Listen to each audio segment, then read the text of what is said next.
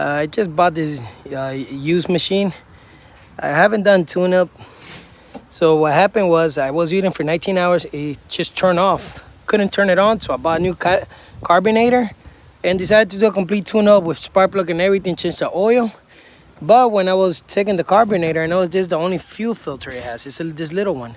Now I know this what went out instead of doing all that because it's too tiny. It can easily get clogged out. So this new one came with like another one. You can't see it's in there. It's buried. So what I did, I cut it in half and I added it. I'll show you an example. So here's one. You see that? There's more space for debris of anything so it doesn't clog out. So my advice, if it doesn't turn on, just switch the filter to the big one before changing all that, the carbonator. Good luck. Hope it works.